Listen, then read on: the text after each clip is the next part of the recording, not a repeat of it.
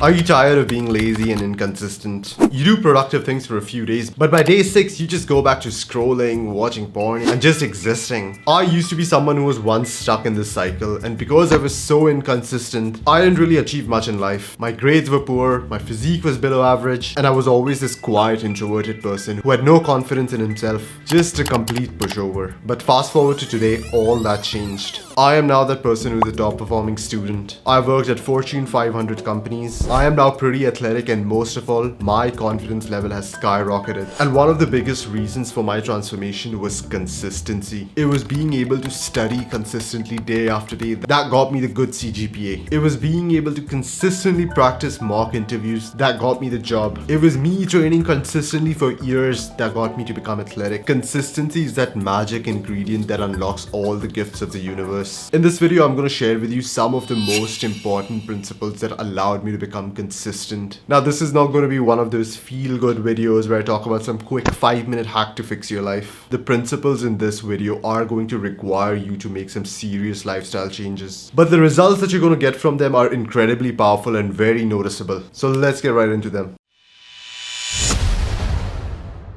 So one of the biggest reasons why I was never consistent was because I used to think that the only way to make progress and good at something is to make earth-shattering effort every single day. And I think that I picked up this perspective from watching all these gym bros on the internet and watching these movies which are all about the grind. So I was pretty much convinced that if I was not working so hard that my entire body was sore for the next 3 days, or if I was not reading at least half a book a day, then I was just here wasting my time and I was not going to make any progress. But turns out this all or nothing mindset that only values intensity is what was killing my consistency. Because firstly, if you ever give a 10 out of 10 effort to something, you're going to feel fatigued and tired the next day. And this makes it much more likely that you're going to skip that activity for the next couple of days. Secondly, because you're not going to feel like giving a 10 out of 10 effort each and every single day. Maybe you're sick, maybe there's shortage of time, whatever may the reason be. So instead of putting a 7 out of 10 effort on those days and at least getting some amount of work done, I would think that, oh, this is pointless because I cannot give it my all-out effort, then there's no point in doing this thing at all. The way that I think of progress now is very different. I realize that I need to prioritize consistency over intensity. So now my mission has become that I need to work out every single day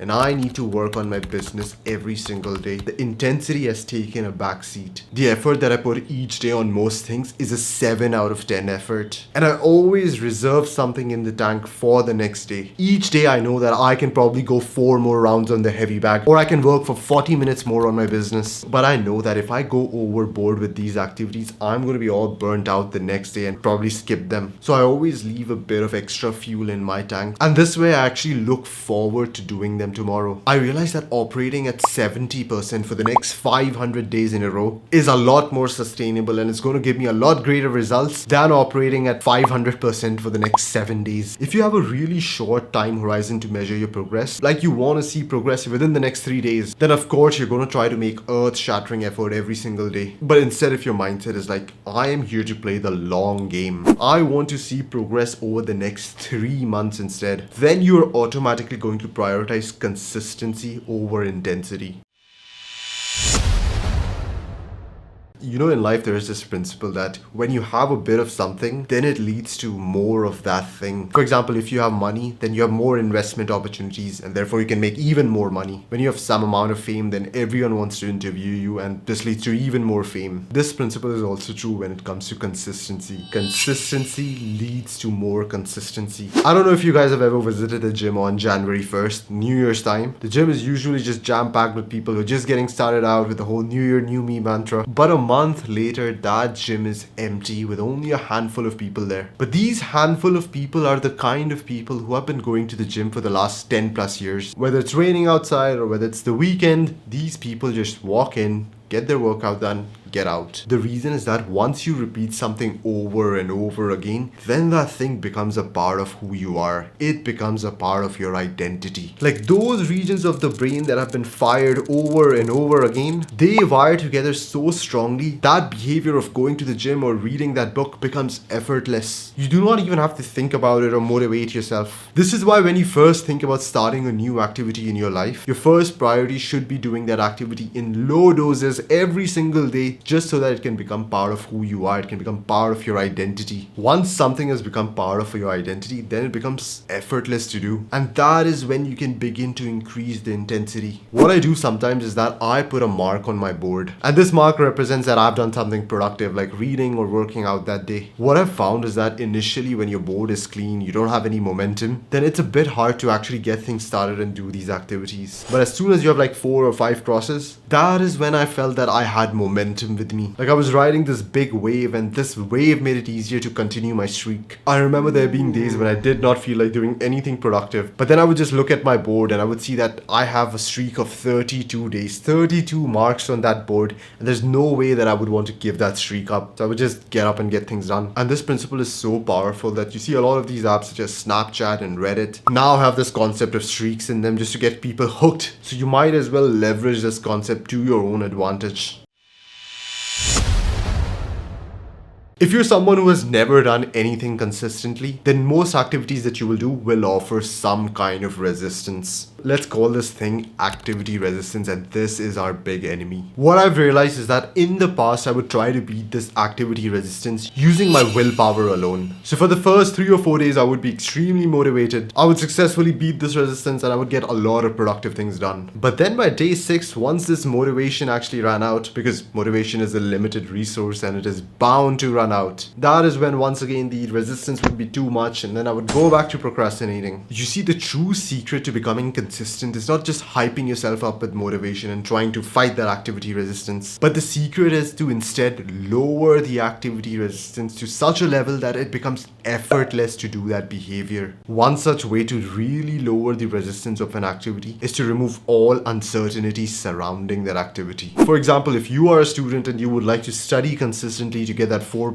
CGPA, then the first thing you need to do is answer all possible questions when it comes to the act of studying. Questions like, when exactly are you going to study tomorrow? Where are you going to study tomorrow? What are you going to study? Are your notes ready and on the table? The more questions that you can answer and the more specific that you can get with your answers, the lower will be the resistance offered by that activity. Because now your brain knows precisely how to get that activity done. Your brain does not really have to think about things, debate itself, or make any decisions on the go. A good exercise to do would be to figure out 2 to 3 behaviors that you would like to really get consistent at. Then the first thing to do would be to decide at which time would you like to do these behaviors. And this way you can actually construct a routine around these behaviors. Now I want you to close your eyes and actually visualize yourself doing these things tomorrow. Maybe you want to hit the gym tomorrow at 4 p.m. Visualize where your workout clothes are, visualize where your shoes are, and what exactly are the exercises you're going to do once you reach there. When you visualize doing things, you come across all these unanswered questions. And when these questions are answered, then the activity resistance drops. Now look, removing uncertainty from an activity is a great way to drop its activity resistance, but it has its limits. If you're someone who's just sleeping 4 or 5 hours a day, is constantly sleep deprived, then the resistance for most activities around you is just going to skyrocket. Or if you're someone who eats KFC, soda, chips, then once again the resistance of activities is going to skyrocket. And lastly, if you're someone who's stuck sitting in a room all day, does not get any movement or exercise done, then once again, you guessed it, the activity resistance of most things is going to skyrocket. But on the other hand, if you have a rock solid foundation for life, optimal sleep, optimal diet, optimal exercise, then most of the times you do not even have to think about things before doing them. So you learned about the foundational principles of being consistent, but these principles only work when you start your day the right way. So make sure that you watch this video to learn how to do just that.